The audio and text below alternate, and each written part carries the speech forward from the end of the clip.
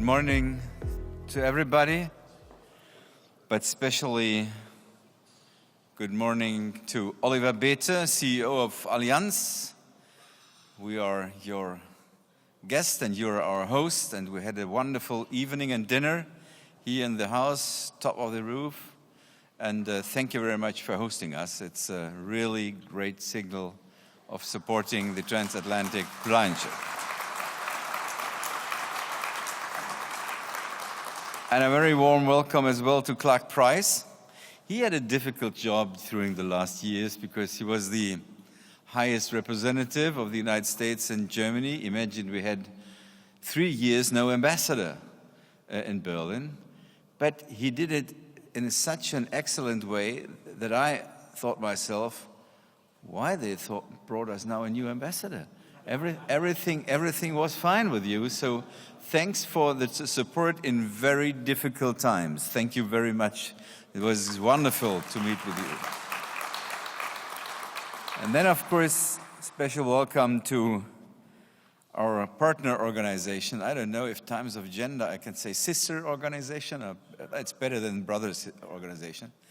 ASG, American Council on Germany, John Emerson, with his wife Kimberly and Steve Sokol. It's great that they are here and that you're always supporting us in the German-American Conference. It's a really great friendship. Thanks for coming.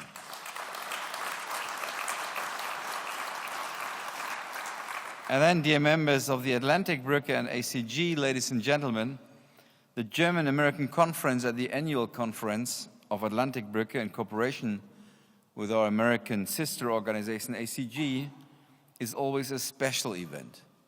This year especially because after 3 years we can finally meet again in person. The German-American Conference always brings together the best minds dedicated to our common cause, nurturing and developing relations between our two countries, supporting our cultural, political, economic, and also military partnership, and strengthening the values that form the foundations of the Euro-Atlantic community. And all of this, above all, through the personal friendship that continued to be forged and sustained us on both sides of the Atlantic. And as a particular example of this, I'm delighted to welcome again my friend John Emerson, because without him, we would not be able to work through the pandemic. It was really great to see you on Zoom, but it's much greater to see you in person. You helped us a lot to come over through these difficult times. But the German-American Conference in 2022 is even more special. First, because it has been 3 long and exhausting years since we last met for the German-American Conference. If somebody had claimed during our last meeting in 2019 that a global pandemic would bring the world as we know it to a halt and make the next 2 conferences impossible, no one would have believed it.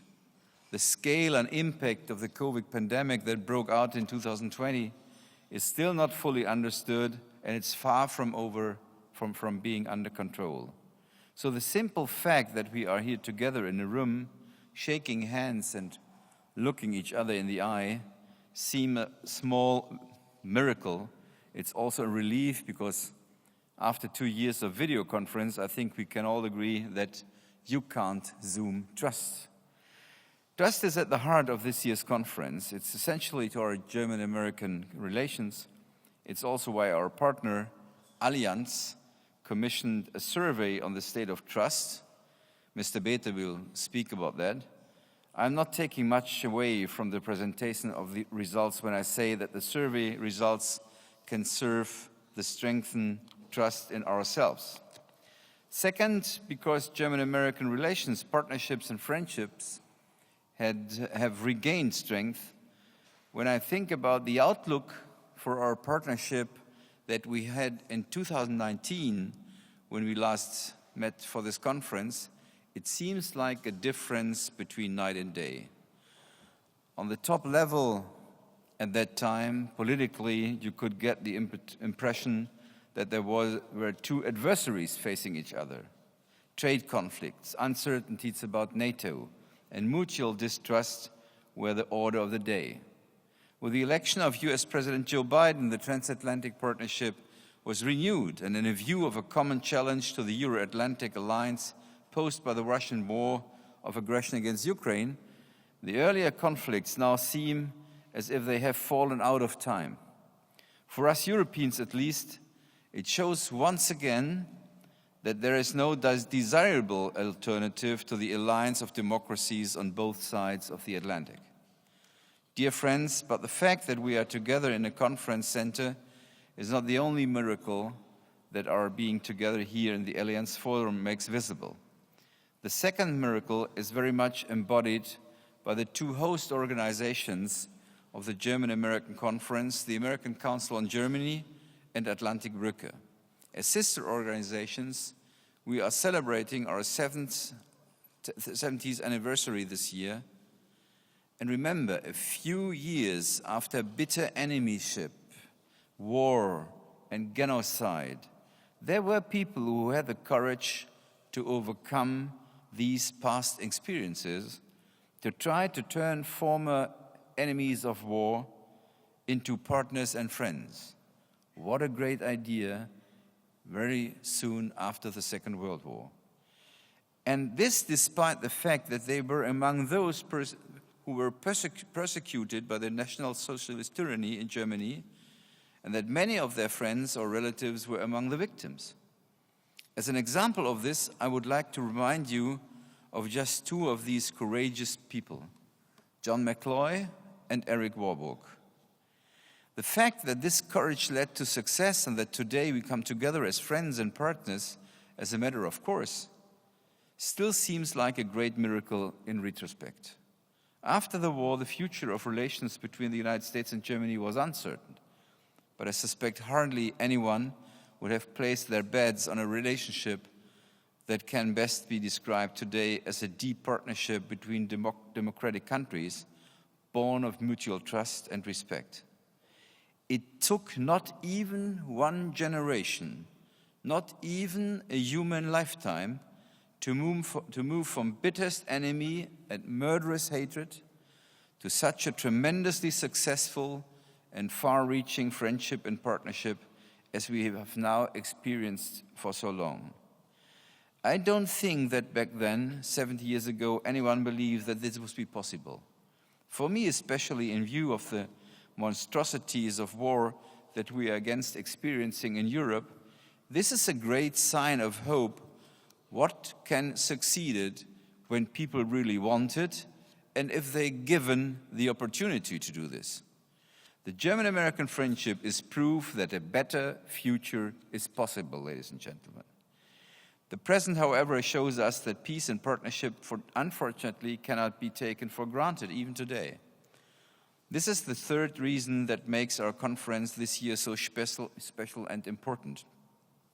Since February 24th, war has returned to Europe with Russia's unprovoked attack on Ukraine. This Russian war is still raging. The circumstances under which at least the fighting might end remain unclear. And while the transatlantic partners have moved closer together, showing a level of cooperation and cohesion that has been lacking, Russian aggression has also revealed different perspectives on this conflict within Europe. Germany, not least, is facing significant criticism, which, whether justified or not, certainly calls into question Germany's and, by the way, also France's leadership role within the European Union. It's largely thanks to the commitment and leadership of the United States that these differences have not become serious threats to European and transatlantic unity in the fight against Russian aggression. This is also true. In any case, for the first time in this recent history of the Federal Republic, German foreign policy has failed like never before since 1948. For the first time, Germany's foreign policy can be seen as a complete failure because of its policy towards Russia. I'm saying this because I, by myself, as many of you know, were a member of the government and member of the Foreign Office. We, including myself personally as a member of the Bundestag and the member of the federal government have assumed for too long that our experience of overcoming hostility and war through economic cooperation and integration in Europe, our experience with the old Soviet Union, and the peaceful transformation to Germany's unity can ultimately be applied to our dealings with Russia. The majority of us Germans thought that with the idea of change through rapprochement and stable relations through economic integration, we had found something like a magic formula for dealing with authoritarian regimes in Moscow. The decades of success of our policy have made many of us arrogant in the face of warnings from our Eastern European partners and also from our American partners. I openly admit that this failure of our foreign policy is also for me a personal burden as a former member of the German parliament and government. And I think we would do well to investigate and not to ignore it too quickly what happened in that time, why we were so deeply convinced that economic cooperation with Russia would lead us to stability and peace. It's much more than on economic interests. So even if it's painful, we have to review our politics of the last decades, because the conviction that Russia could be civilized by economic cooperation was shared by nearly 80 to 90% of the German politicians and the business community. So if it would have been a single mistake of one or other politician, maybe that would not be so important.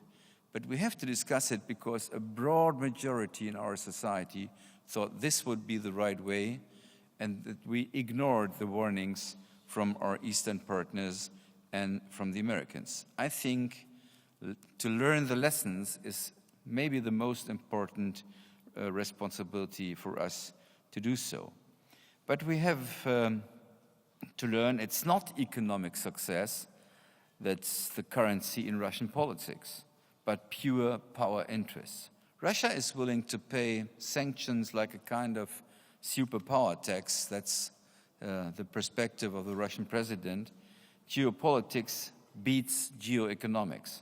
Not only, but especially we Germans are so dramatically affected by this change of times because our entire economic and political model of success is built on the opposite. That's why we feel the changes in our policy are so drastic, because they involve much more than increasing the defense budget by 100 billion euros. The Federal Republic's business model is being put to the test. In the midst of parallel and mutual overlapping crises, ranging from pandemic, the disruption of global supply chains, rising energy prices, inflation, climate change, and our rivalry with China. Crisis, in other words, none of which can be addressed alone, and where even transatlantic cooperation is only a necessary but not yet a sufficient condition for our collective success. It is not the end of diplomacy, nor is the end of globalization, but it's the end of the belief that the sole peacemaking power of common economic interests, and thus a turning point in German policy, foreign policy. The more intensively we deal with this, the more likely it is that we will be able to meet these challenges in present. And our most important partners, the United States of America, also have their own domestic challenges. The fact that they are nevertheless once again entering into a conflict with a hostile power, Russia, in the interest of Europe, is something we cannot credit our friends in the United States with highly enough. In the future, however, they will have an even greater right to expect us to assume our own responsibility more strongly and to share the result burden fairly. And by the way, of course, the next presidential elections in the United States is also for us a challenging situation. I remember very well when I was Secretary of State in 2017 and the former Secretary of State of the Trump administration asked us in the G7 meeting in Italy why he should discuss about Ukraine. He said, that's not an issue for Japan and not for the United States. It's a purely European issue. And when we asked him, do you really think that's true? He laughed and said, no, I'm not, but I wanted to know how my president is thinking about this. So I think we have to do a lot whenever it's possible together with the United States, but also as a stronger Europe. We need to understand, to survive in the world of today and tomorrow, we need each other. We are only at the beginning of the global debate about what the world order of our century should look like. Today we are living more in a kind of G0 world. For the old world order of the post-war period of World War II has with some delay long since come to an end. Russia's invasion of Ukraine shows that we are currently living in a world without any order.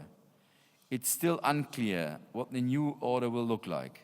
Much will depend on how united the democracies of the world are, which we used to call the West.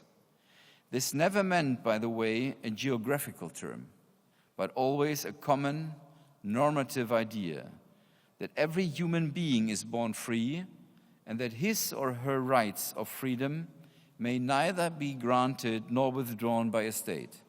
No state confers these rights of freedom, and no state has the right to withdraw them, because they are universal and the personal property of each individual. This is essential what we meant and what we mean when we talk about a community of values among democracies. That freedom is inalienable and that it exists regardless of where a person is born or lives. This idea of freedom, coupled with responsibility for another, is what unites us in the democracies of the world. And it is what we do not want to give up, even in the world of the 21st century.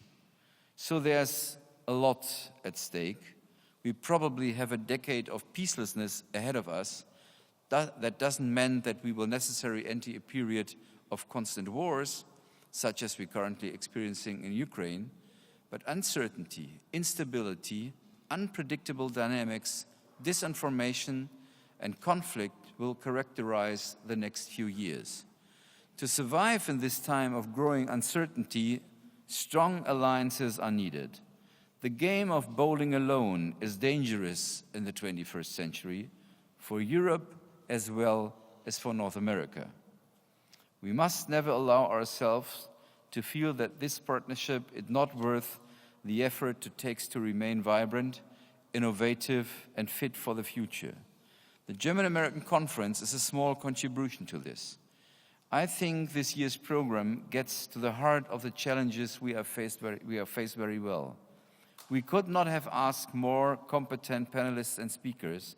Thank you for your contribution to our conference. I would also like to take this opportunity to thank the great teams of ACG and Atlantik-Bruecke. None of them would been possible without your support and your help. Thank you very much to our common team.